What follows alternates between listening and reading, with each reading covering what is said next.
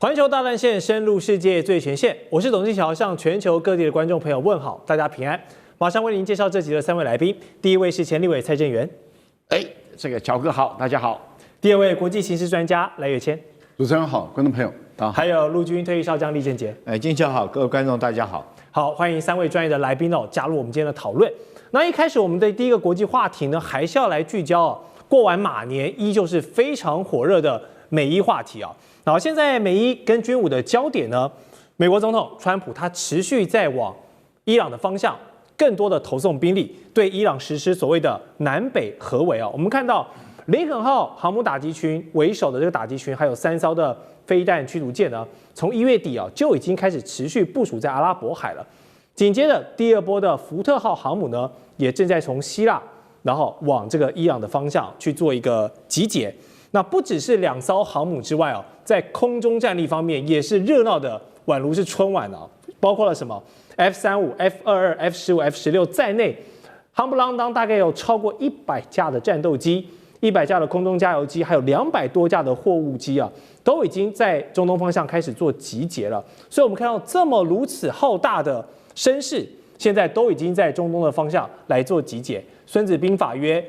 這個兵馬未動，糧草先行。但是現在已經不只是糧草，是整個海軍戰力、整個空軍戰力，大家都已經動員起來了。如此大的大動作，包圍伊朗，背後有什麼樣的戰略布局我們就等川普總統一聲令下，是不是真的就要帶着這麼強大的戰力打向伊朗了呢？我們首先來關心一下美國的起手式可能會怎麼打，還有這麼打的好處是什麼？我們先請李將軍幫觀眾朋友分析，好吧？首先我們要知道，任何一個作戰，首先你要考慮的是你的戰略目標是什麼。如果美國要對伊朗動手，我們很明顯看得出來，這個他的戰略目標大概不外有3個目標。第一個就是要伊朗要去除他的核設施；第二個要求他要縮減他的導彈的數量以及射程；第3個要他不能再支持他周邊地區的這種民兵武裝組織那當然最好是能夠徹底的推翻哈梅內伊的政權。那我們以這幾個戰略目標來看的話，以美軍現在部署的軍力，如果動手的話，達得到達不到我個人認為要達到的很難可能會陷於這個持久曠日費時的情形。因為雖然說它部署了大量的海空軍，對海軍來講有2艘航母戰鬥群，分別在地中海跟跟這個安曼灣外海這個地方可以形成南北夾擊。那空軍的數量也非常龐大，光戰機就有100多架，那勤務支援的飛機有200-300架可以說是龐大的海空支援力量。可是我們唯一沒有看到的是陸軍的力量，沒錯，陸軍力量。如果陸軍力量沒有，我覺得你要徹底的顛覆哈梅內伊的政權，光靠轟炸的手段可能很難達到這個目的。尤其是說這個，如果他想要採取馬杜羅的模式的方式，這個委內瑞拉馬杜羅雖然去捕捉，可能這個哈梅內伊現在也有因應的措施，譬如說，他可能可以有地方先期的洞穴的躲藏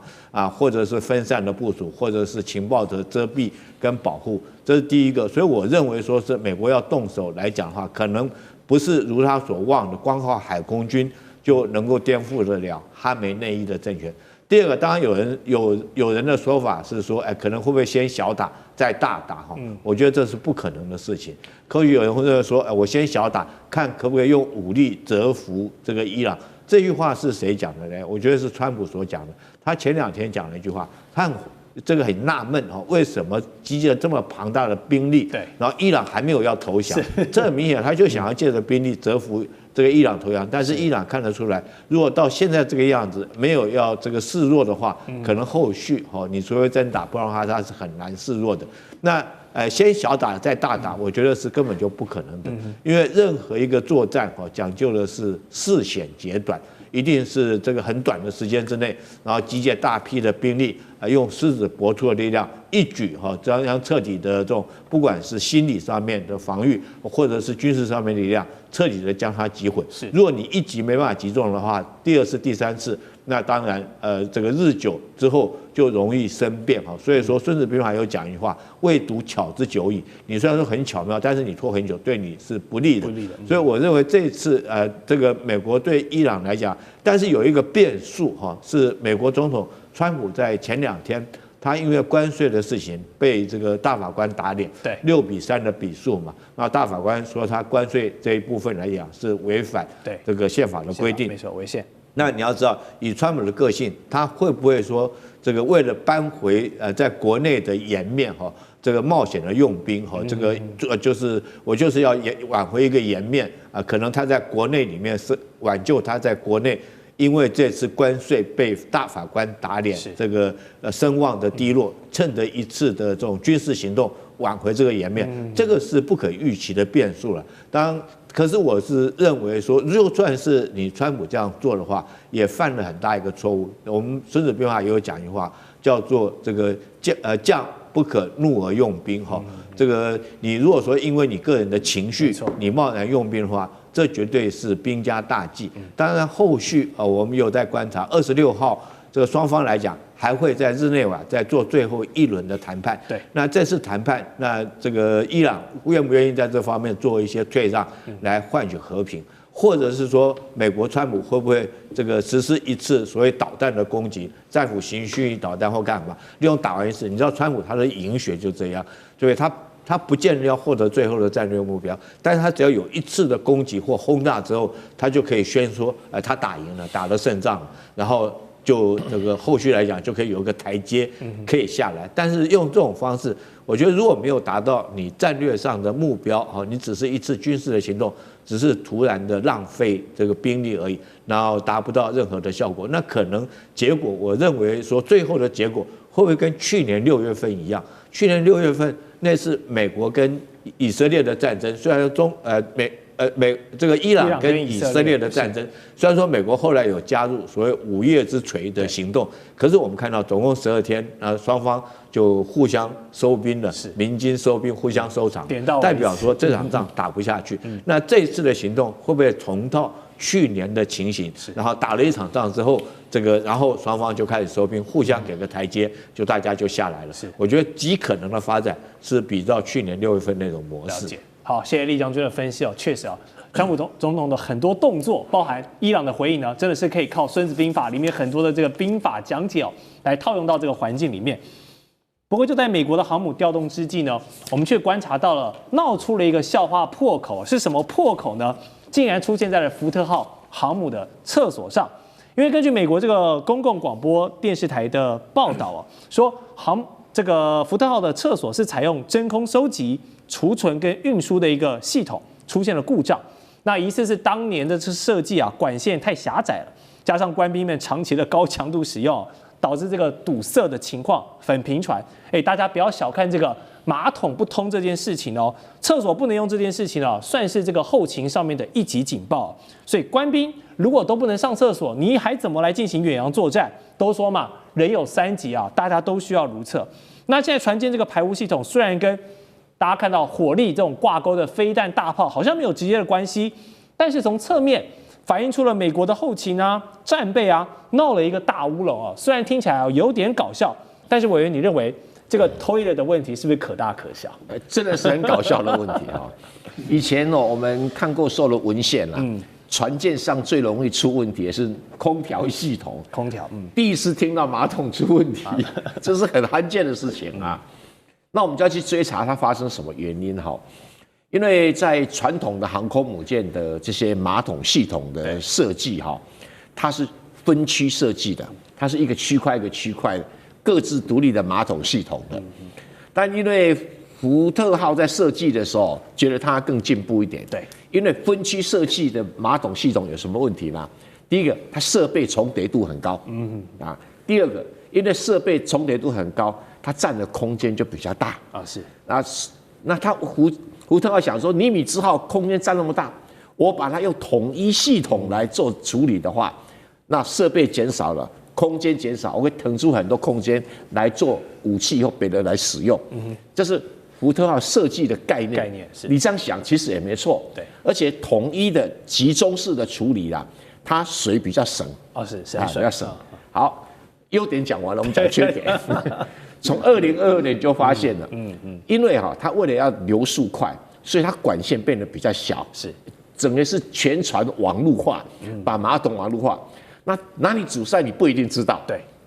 就有一個地方阻塞呢，經常會造成全船大部分的地方都阻塞。是啊，大部分地方阻塞。那以前分區在設計，它基本上是比較靠機械化的。它有什麼特點呢？這裡壞了啊，就修這裡就好了啊。或者這裡壞了，你可以到別的地方上廁所啊。就現在是整船同一個系統，壞的話大家都沒得上廁所，所以這個是有個搞笑。一個好的設計哲學，再加上它有一個航空母艦，它忘了一個特性。航空母艦雖然艦上有4-5千人，但是大部分來自不同的單位，对啊，有的來自於炮兵單位，有來自飛彈單位，有來自還這個什麼飛行員單位啊，這個還有各式各樣的什麼參謀單位，因為在各單位每個人的生活習性都不一樣，那生活習性不一樣哈，經常造成他們對廁所的需要事實上是不同啊，很少人以為人類對廁所的需要是一樣，其實大部分都不同，沒錯，那。這種情形反而造成了這個他們這各種這個排泄物啊、盥洗啊等等啊都有很大的差異哦啊，有人頭髮掉的比較多，頭髮掉的比較少，所以形成的問題就變得很複雜。這個在美國海軍哈，他們這個馬桶是變成一門科學在做研究的，因為他要講求環保，要講求省水哈，他又不能用海水的水來沖這些東西，所以因為海水會鹼性化，會更問題更多。那結果就所有的問題哈，在尼米茲號都不覺得是問題，然後好心設計完了以後，在福特號全部是問題，而且問題發生不是今天，是2022年就發覺了，那始終無法解決，始終無法解決。你說對福特號的戰力有沒有影響？你剛才講過，對什麼火控啊、戰鬥機起降啊，沒有影響。對，可是你要知道這個。你怎麼保證啊？這個福特號出勤啊，這1-2個禮拜就會結束？沒錯啊，人有對，它就不適合長期作戰，沒錯，這是問題啊。你要去撐個1個月還可以哈，但是你要撐個2-3個月就很慘了哈。所以這個問題就影響到士氣啊，影響到生活空間。如果說你上了福特號以後，發現連那個中央駕駛單位都有臭味滿天的話，你看這怎麼辦哈？所以，哎呀，我們只能覺得哈，美國人想求進步哈，但是在很多的細微的設計上面又出了問題。是啊，確實啊，這個要遠洋作戰，官兵們還是要有一個舒服的生活的一個環境哦，大家才有這個士氣。好，川普總統現在不斷向伊朗發動這個兵力的調動，他卻遲遲不打哦，從這個我們過年前啊就一直在講這件事情，結果他都很克制，一直在維持住。難道是在等待盟友先動手嗎？根據美國媒體 Politico 的爆料呢，就說川普的團隊哦，他們其實私下有在考慮一個政治的考量，就是讓以色列先去對伊朗發動攻擊，然後等到伊朗大規模的報復之後呢，是不是有點像去年的劇本？然後美國再以一個正義之師幫助盟友的角色跳出來，然後大打伊朗，然後維持一個區域安全的姿態哦，哇，這個劇本真是高啊，借刀殺人的感覺哈，還讓以色列做了炮灰。那另外呢，外界也一度傳出土耳其其實他也是虎視眈眈，一直在觀察，因為他們希望等美國對伊朗出手之後呢，土耳其剛才李將軍講的缺少陸軍的這一部分，土耳其他來補上，他派兵來佔領伊朗的部分領土。當然，土耳其有自己的小心思了，但隨後呢，這樣的說法就被土耳其的總統府給駁斥這樣的傳聞了。好，我們觀察到。美伊因為矛盾核武的矛盾而起，但是以色列、土耳其這些周邊地區的國家也都有各自的盤算跟想法。好，這背後一定是有很多的千絲萬縷的關係。但是我們請賴老師是不是可以用這個幫觀眾朋友深入淺出的方式來點評，為什麼美伊的東西其實可以擴張到其實土耳其跟以色列也都在裡面扮演重要的角色？先談土耳其好啊，土耳其的可能性最低，很明顯的是，美國故意放出這些訊號，要挑撥土耳其跟伊朗之間的關係。土耳其跟伊朗他們有競爭、有矛盾、有衝突，但是也有合作。為什麼這麼說呢？因為土耳其它是遜尼派的，這個伊朗它是什葉派的。是。那土耳其想要爭這個遜尼派的領導權的話，我們看到他們在敘利亞內部的內戰中。土耳其支持的是遜尼派的反抗軍，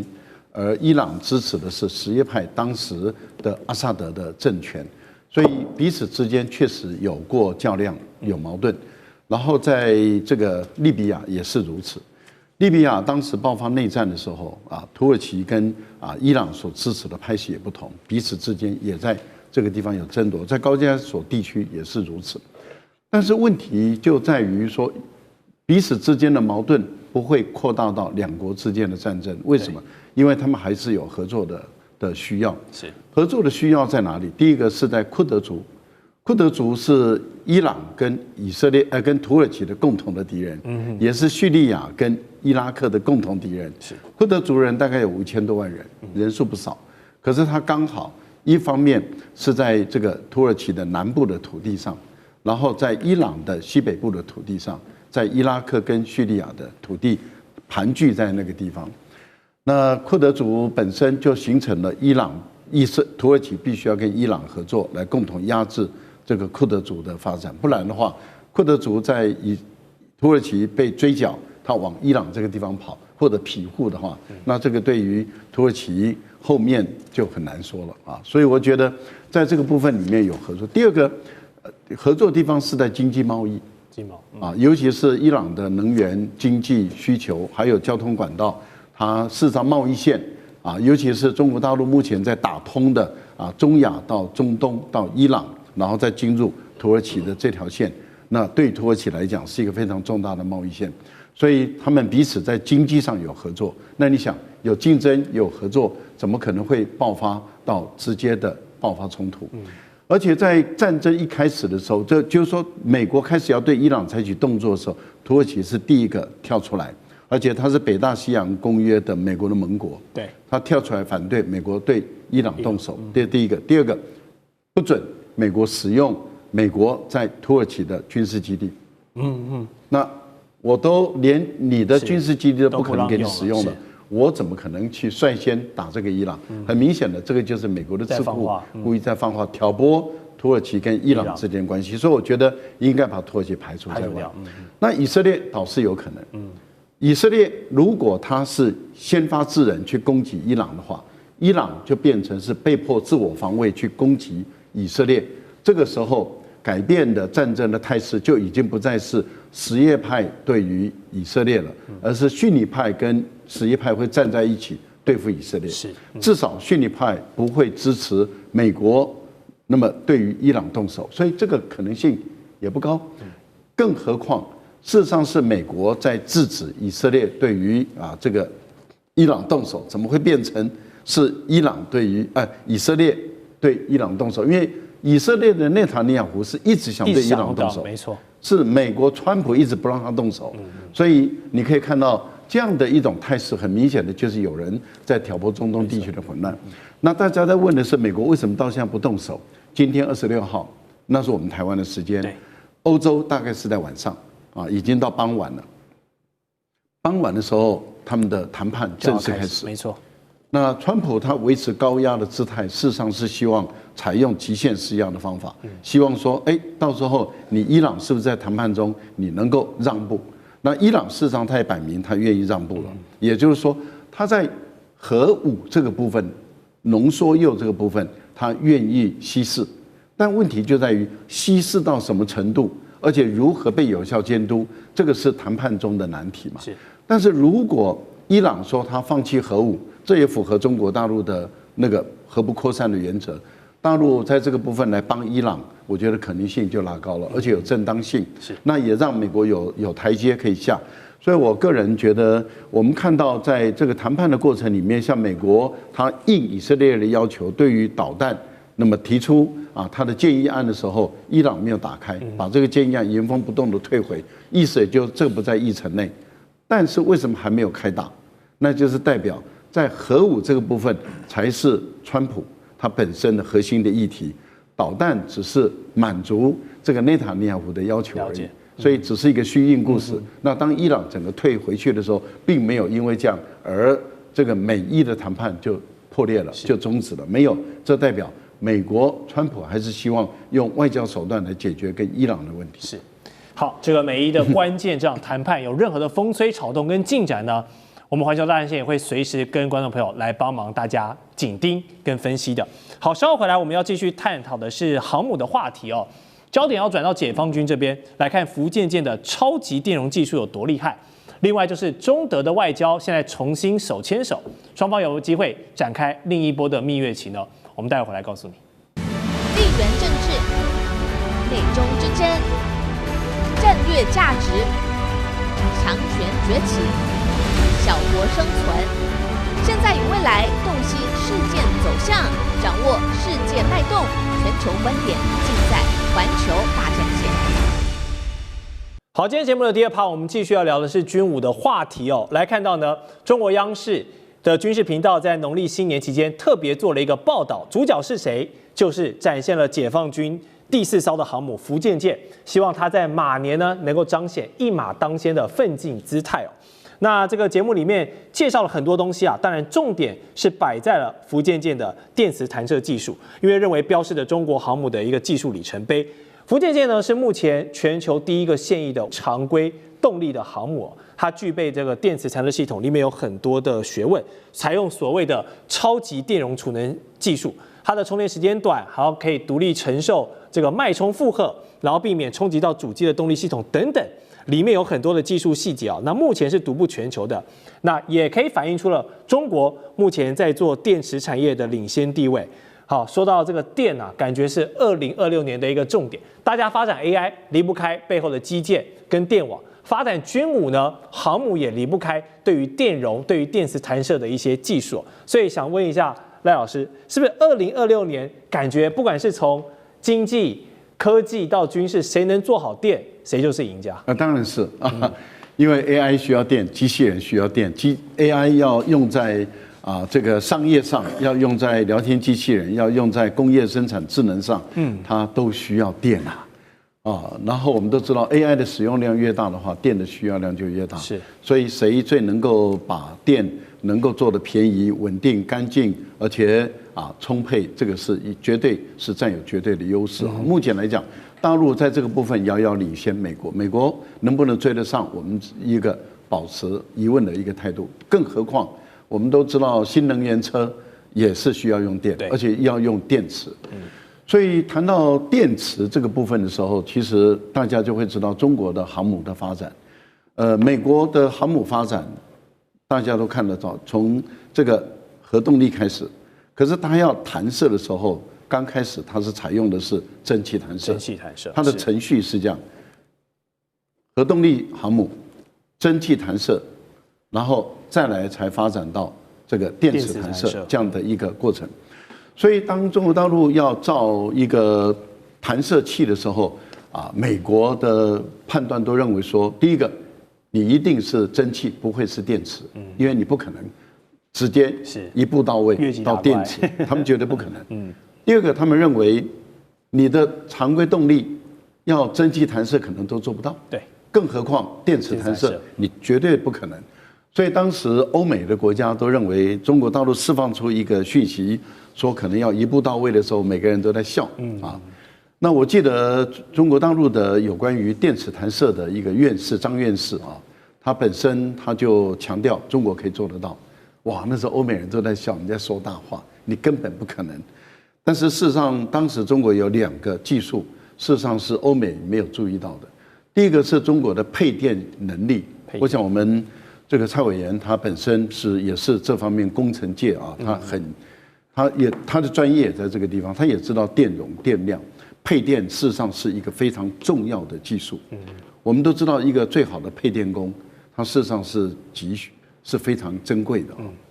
那中國大陸事實上在配電這個部分，它在全世界它也是領先的地位。第二個就是電池的突破，當時電池的突破沒有人相信，也沒有人認為。那我們也知道，日本最早發展電池的，它比中國大陸發展還早。所以中國大陸最早的時候的總理，他事實上是到北海道、到日本去參觀日本的本身的電池的一個發展。可是後來中國大陸發展的比日本還要快，成為全世界最強大的。為什麼？因為它突破了這種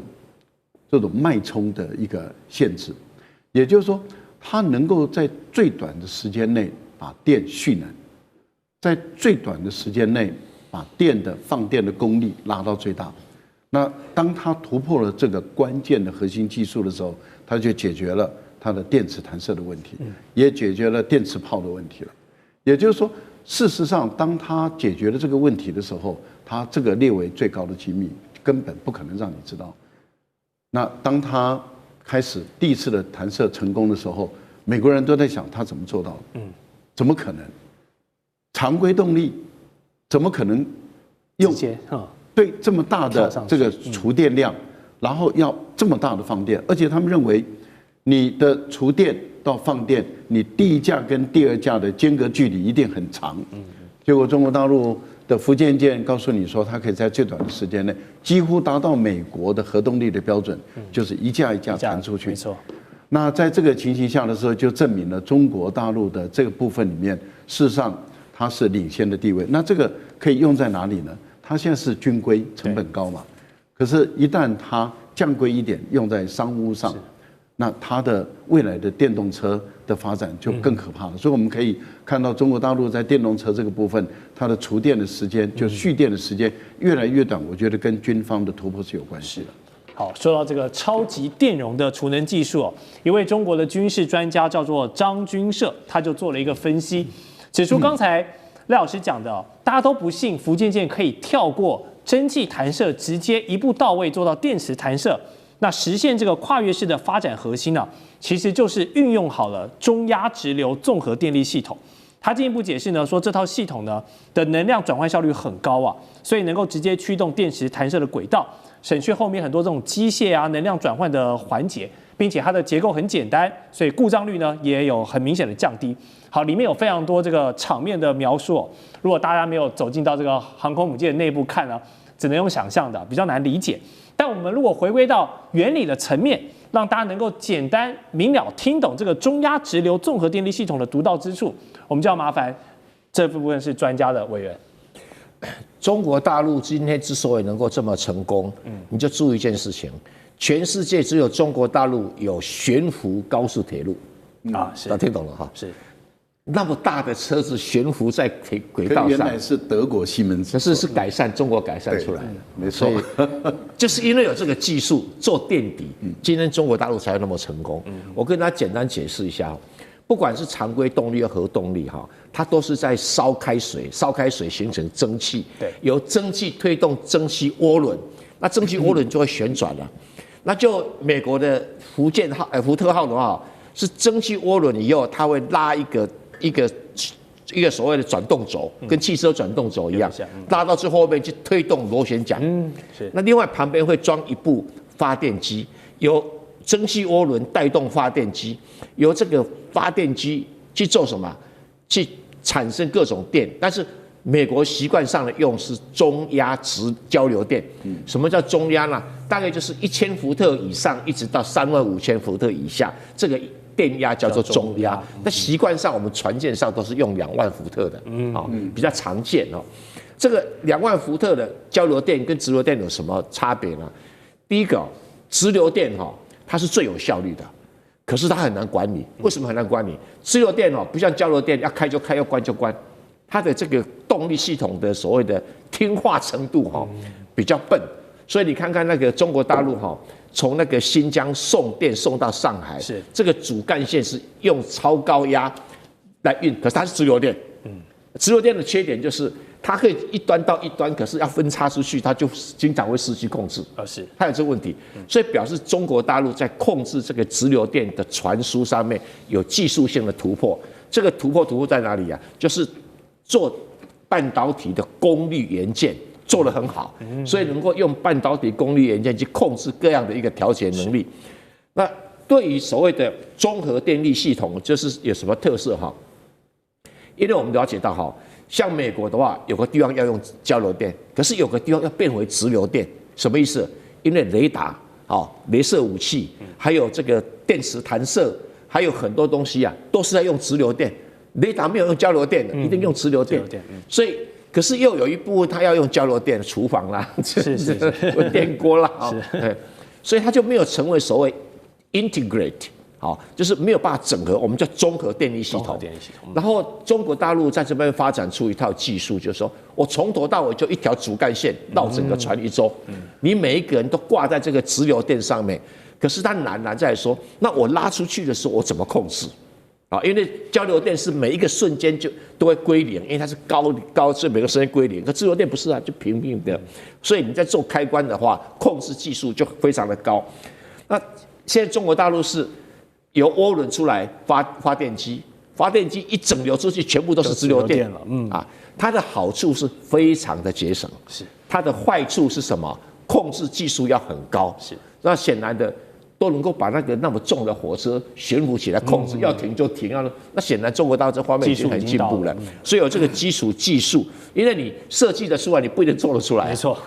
他做得出來了，所以中壓直流綜合系統才因此而誕生。了解啊，這樣解釋大家就比較了解哈，其實就是對於直流電掌控的這個細節啊，做的是现在是獨步全球的。好，除了剛剛聊到的福建艦這個厲害的電力系統之外呢，它的彈射技術也受到了香港《華南早報》的報道。那另外的看點還有就是在大連的遼南造船廠呢，現在有一艘的艦艇上安裝了一門155毫米的艦炮，這個照片哦，在現在軍武圈是廣泛的流傳。為什麼呢？因為這個155毫米的艦炮具備了超過40公里的射程，它的射程範圍是遠高於目前解放軍現有的大概只能射到23公里的130毫米的艦炮。我們都說這個軍武迷很愛講，火力就是正義啊！你炮打得越遠，你的戰術運用呢就更多的更廣泛嘛，你的選擇性就更多了。那如果這一門155毫米艦炮真的投入到實戰部署，那不僅會是中國目前服役口徑裡面最大的艦炮，還會可能成為全球口徑最大的艦炮之王哦。雖然說現在還沒有進入到真的實裝，我們也還沒有看到真的公開試射的階段，暫且是紙上談兵。但李將軍怎麼看這個155毫米艦炮的價值？口徑推算，它真的是火力之王嗎？其實，在2次世界大戰的時候，大家都看到什麼大和號啊、武藏號那種大的巨炮，對，而且一艘主力戰艦上面很多門這種炮。那為什麼2次世界大戰之後就沒有看到艦艇上面還有這個炮啊？大概只是在艦首上面留一門小口徑的，包括可能是76公里。那目前最大的也不過是13洞公里這種火炮，因為你炮能夠再打得再遠，你也沒有導彈打得遠嘛。是導彈如果說是像鷹擊系列來講，動輒上千公里，你炮再怎麼樣打也打不了那麼遠。差太多了。那第二個為什麼還要軍艦上面還要留有炮？它主要是執行2種任務，第一個是做暗轟的射擊哈，如果我要登陸作戰，用火炮來支援這個2棲陸戰隊的登陸作戰。第二個，如果說對一般的這種目標來講的話，其實上你用艦炮就夠了，不要浪費到用導彈。導彈一枚都數百萬美金，那成本問題。其實最大的155毫米，美軍有做出來過，它裝在哪一艘軍艦上面呢？朱姆瓦特那艘軍艦上面，但是那枚炮彈它總共裝了2枚，它那時候也是準備做暗轟的，所以設計了兩門這種炮。那每一門的造價，一枚炮彈你知道多少錢嗎？100萬美金，非常的貴。可是它的射程聽說可以到達這個100公里那麼遠，可以射100。當然你100公里再怎麼遠，也沒有導彈打得遠。它主要是說暗轟射擊。可是後來他們美軍發現說不實際，也不務實，他把這2門炮都拆掉。在大概去年的時候，他把這2門朱姆瓦特上面拆掉，改成用垂發的導彈。那為什麼解放軍反而在這個時候回過頭來用這個155口徑，用大口徑的火炮？我覺得他第一個當然是對付我們台灣了哈，這個可以說是就講實話。如果對付美軍這種炮，對美軍來講還用不到，也不太可能有發揮它的效果。所以如果說他未來要這個對我們台灣做2棲登陸的話，那這個炮這個功能就可以發揮它暗轟的功能。第二，可能在南海對付菲律賓菲律賓一般的小船大概用這個艦炮40公里就可以打得到。第三個，我要跟各位介紹的，其實一門艦炮它的這種道理跟陸軍的炮是不一樣。陸軍大概他們一門艦炮火力的效果可能號稱可以抵得上陸軍的一個營的火炮，一個陸軍，陸軍一個營的火炮有12門哈，大概12門，但是你射擊的速度或幹什麼是不一樣的。但是艦炮來講的話，它可以射速非常快，而且它非常的準。為什麼它很準呢？因為你知道船在這個海上面它是有波浪，搖頭起伏，它必須整門炮的設計很穩定，然後它是直射炮，直射的。我這邊講一個這個給各位一個科普一個常識哈。我們如果坐南迴鐵路的話，在台灣你經過枋寮到枋山有一站哈，你會發現有一個隧道叫做嘉禾掩體哈，掩體那遮體，它叫遮體，它不是過山洞，它就在上面，就在南迴鐵路上面蓋一個遮体，蓋了一個遮蔽物這樣，遮蔽物蓋一個像隧道一樣在上面，那很多人經過的時候會覺得很奇怪，哎，為什麼這個又不是經過隧道，為什麼在鐵路上面要蓋這個？我跟各位講為什麼？因為以前那是艦炮暗轟的目標，就是船從海上面往陸上面的目標去打，會經過南迴鐵路的上空。那為了防止這炮彈這個掉到鐵路上面，然後所以在上面蓋一個遮體，以避免誤擊鐵路。但真的有用嗎？如果以邏輯性來講，為什麼那時代要這樣做呢？因為船它會上下顛簸，那你那個炮的炮口，如果說是你在射擊那一剎那，你原來的角度這個因為波浪顛簸的話，你可能就這個角度射擊的角度就不對，就可能打到鐵路上，那就不得了。那如果說在台灣的觀眾以後有機會到這墾丁坐火車經過這個枋山的時候，你看到有一個遮體，你就可以那個遮體是原來我們海軍這個艦炮暗轟陸上的一個目標區飛經過的地方，這就是艦炮跟陸軍的陸炮不一樣。但是我認為說是這個現在很特殊的是這門艦炮，你看它裝在哪裡？我看好像是裝在2棲登陸艦上面哈，那就代表說是要實施暗轟。了解。好，謝謝將軍的分析。那我們下一回來呢，還有中德的外交話題。現在北京積極在做拉歐制美的這一招管不管用？還有 AI 晶片大戰各種的政策跟戰略布局的分析，稍後回来。地緣政治、美中之爭、戰略價值、強權崛起、小國生存，現在與未來洞悉事件走向，掌握世界脈動，全球觀點盡在環球大戰線。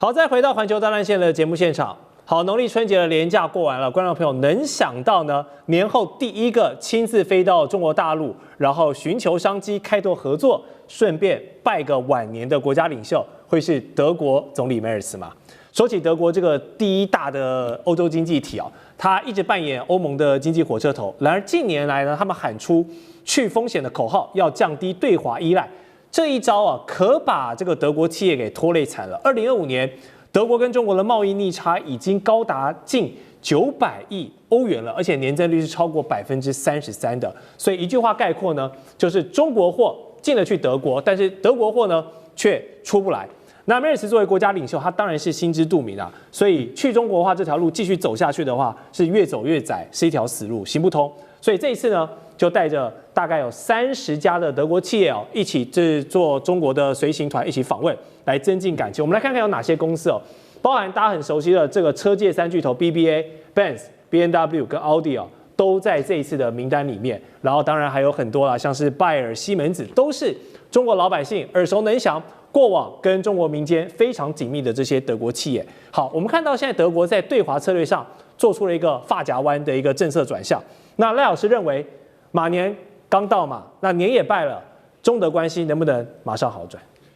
馬上的回轉的可能性並不高啊，因為以目前我們看到梅爾斯到中國大陸去訪問的時候啊，大陸給他的規格，事實上是屬於肖爾茲的規格，肖爾茲有2次的規格，第一次的規格是2022年吧，2022年，他到中國大陸去訪問，第一次訪問的時候，中國大陸的領導人接待他是在人民大會堂福建廳來接待他，但是後來他把中德的關係搞壞了嘛，對，那第二次2024年再去的時候，就是在釣魚台國賓館，這個地方來接待他，規格就下降了。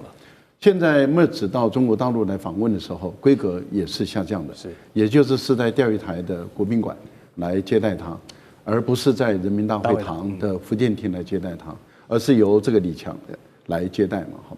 那我們同樣看到是總理級的啊，例如說卡尼，加拿大的總理卡尼，他就在人民大會堂跟習近平見面的。還有英國的首相也是總理級的嘛，也是在人民大會堂接待。对，那就代表什麼呢？就代表說這個有別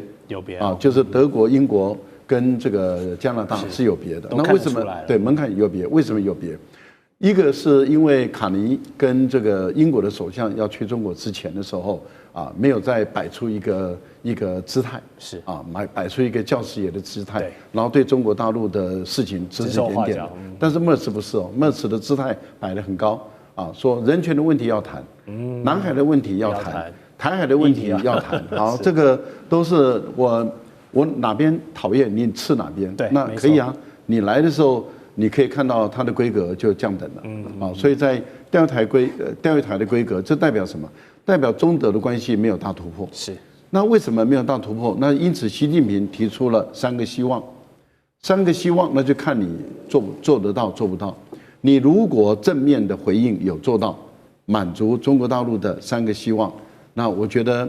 中德的關係才會慢慢的一步一步的好轉。是。那這要看你德國政府的努力，而不是中國政府的努力。為什麼？因為中國沒有主動要跟德國的關係搞壞，是你德國2屆政府主動的把中國的關係搞壞。為什麼？梅克爾下台之後，德國的政府就是主動的搞壞跟中國的關係嘛。因為當時德國的政府完全轉向美國，然後片面的改變了跟中國的關係，然後說要什麼去風險化。也是德國提出來的，也是德國的這個馮德萊恩提出來的，要去風險化，什麼產能過剩啊，什麼啊那個啊要那個不再依賴中國。這次梅爾茲還說要降低依賴中國，這也是提出來的。在聯合新聞公報裡面還是同樣的在提這句話。中國說我關注到了，你德國也說你關注到了，好，我關注到你的，你關注到我的，那我們各說各話嘛。這代表什麼？各有分歧還是在？好，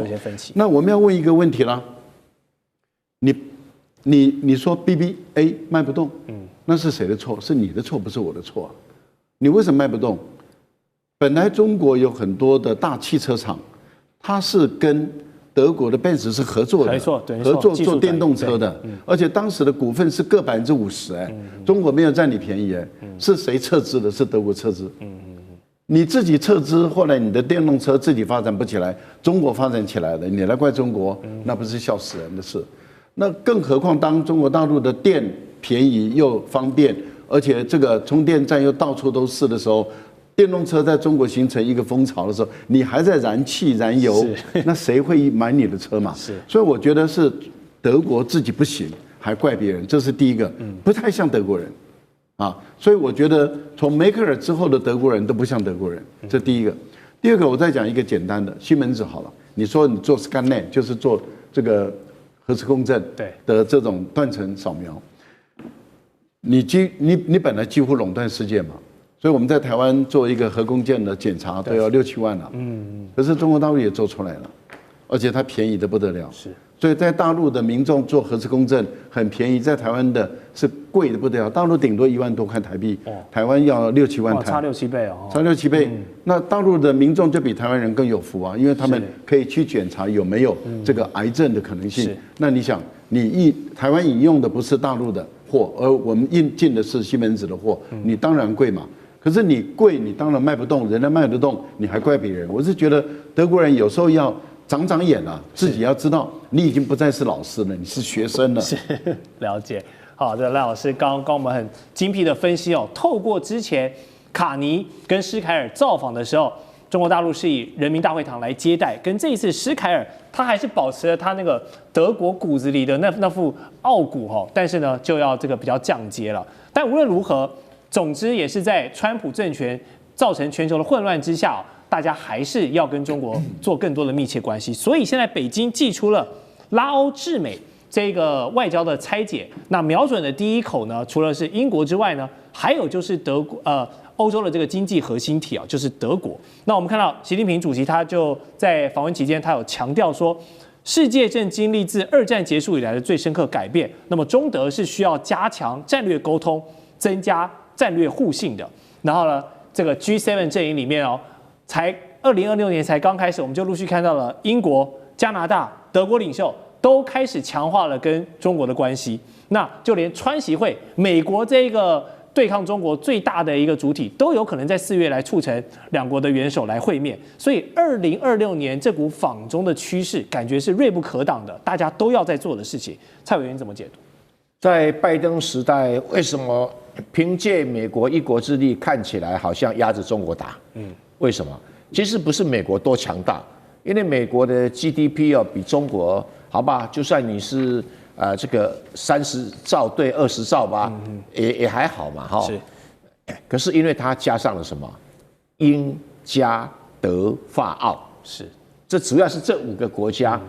在戰略上對美國依賴太高了。所以這幾個國家加起來等於另外一個中國大的一個 GDP 規模，所以跟美國加起來成2個半對1個中國，人多勢眾，哎，對，人多勢眾，錢多壓，這個氣派大。那對中國來講，一直在鼓勵這幾個國家能夠有戰略自主，能夠走自己的道路，維護自己的利益。可他跟着美國走，偏偏都是服膺於美國的利益。那以前這些國家還沒有這種感覺，川普上來關稅大仗一打，把他們打醒了。原來我們這幾個國家的利益跟你美國利益是不一樣的，你會犧牲我們的利益來為了維護你美國的利益，所以紛紛的醒來，他眼光一看，我以前幹嘛老是跟着美國來跟中國對槓啊？反正我跟中國合作的機會失去很多的先機啊，比如說剛才我們賴教授有提到賓士跟那個什麼比亞迪合作，那個東西合作案失敗有個主要原因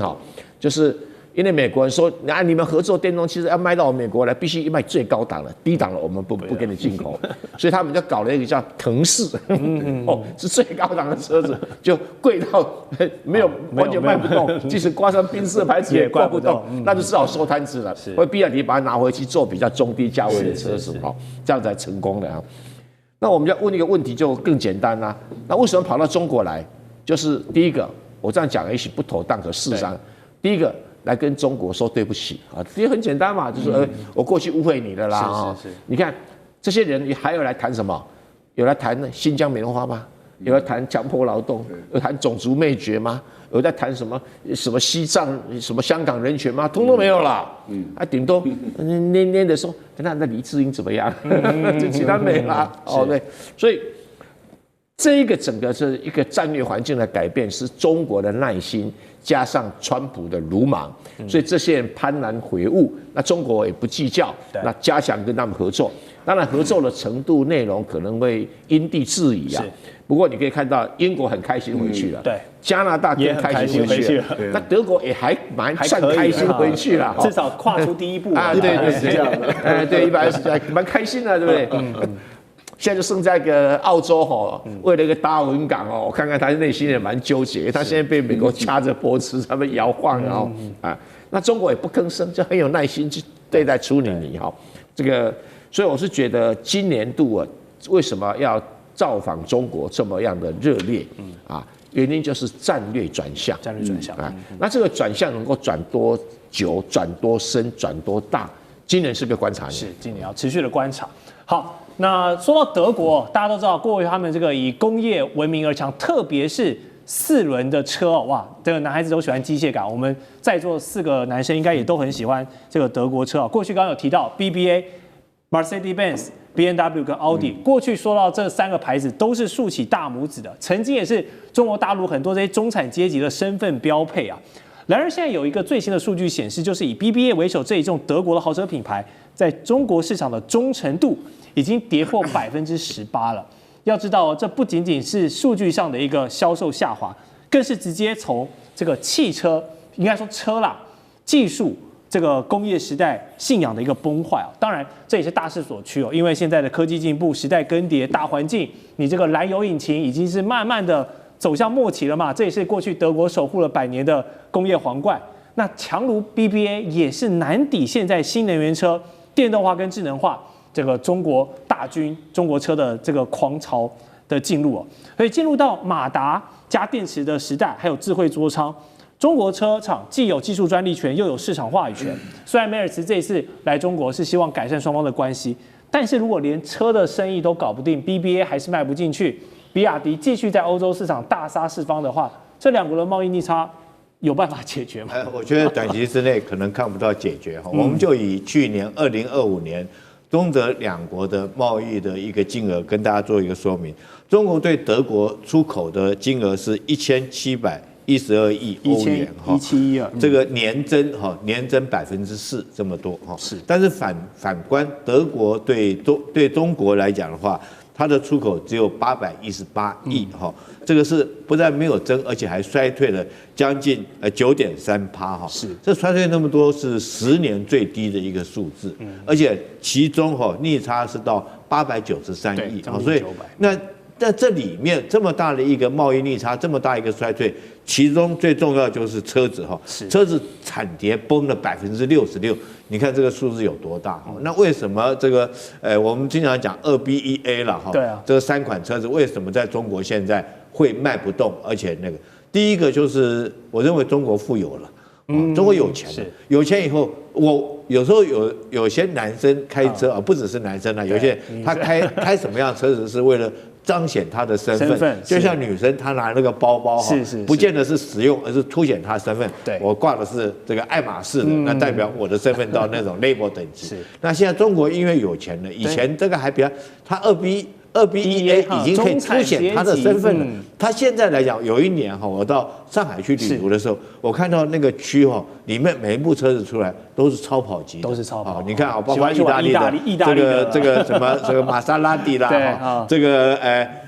蘭博基尼啦，哈，或者是最起碼也是一個法拉利哈。所以大概他們為了凸顯身份，已經到這種程度。那第二個，我認為還有一個原因賣不動，就是中國的車子電動車 CP 值確實是很高，沒錯，它也有很高品牌，像比亞迪的仰望啊，包括到美國紐約州州長來都愛不釋手，他說馬上要買2樣。所以中國自己很多電動車哈，它反而很務實的，對他來講很實用。反而你這種中間這種2BEA 的高不高、低不低的，反而在中国就被上下端壓縮，對，就賣不動，被壓縮掉了。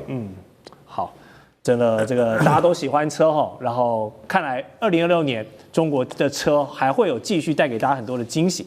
好，下段節目我們要來看美中的 AI 大戰，就是中國大陸的半導體全國產化要殺出歐美包圍圈，這個契機出現了沒有？那繼續跟3位來賓，待會有更多的專業討論。地緣政治、美中之爭、戰略價值、強權崛起。小國生存，現在與未來洞悉事件走向，掌握世界脈動，全球觀點盡在環球大戰線。好，進入到節目最後一段，我們來聊點科技的話題。延續去年2025這個 AI 主軸哦 ，AI 人工智慧依舊是26年的一個非常重要的大戰。美中兩強持續在這個領域打得火熱。那中國為了擺脫美國的 AI 晶片管制，他們是積極推動半導體的全國產化。但是關鍵呢，就是要做先進製程，因為現在成熟製程，中國大陸已經做得很好了。好，日經新聞就指出，包括了華為、中芯國際，還有華虹半導體等的這些科技的中企哦，他們要全力發展7奈米甚至5奈米的晶片。但是呢，做這些奈米都不是重點，重點是你的良率要做得好。好，那摩根士丹利就預估哦。目前中芯國際的7奈米的良率啊，還是大概只有30%而已啊，所以這不是你做多的問題，你良率不高，你做一片賠一片啊，所以要真的有市場機制啊，還是要良率提升上來。目前可以看得出來，中企要追上現在業界頂尖的三星、台積電，還是有一段落差。但是，一旦中國傾全國之力發展一個領域的話，通常我們都會看到未來呢是有一個正面回報的。那賴老師怎麼看？中國晶片產業如果急起直追的話，共產體制的國家在發展半導體，它的優勢跟劣勢分別是什麼？我覺得大陸的工程師啊，跟科學家他們的腦袋是很靈活的啊。我們都可以看到他們在過去，朝鮮戰爭啊的時代啊，一直到現在，在這麼多的被封鎖的過程中，甚至很多技術明顯的落後的情形下，對他們的科學家跟工程師都可以透過我們中國人的智慧，然後去突破很多的障礙。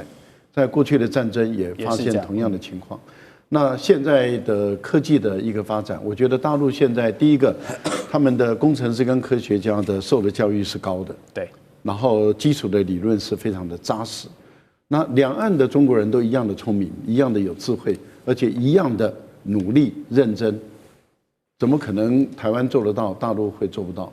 所以大家都知道，這只是一個時間的問題而已。是，而台灣是市場機制啊，當時台積電它能夠吸納這麼多的優秀的好手進來，那一個是市場機制，給予比台灣的一般的剛好趕上了时代对的时间，然後比一般的工程師的待遇高，所以很多人他就專門的一生只做那一項的技術，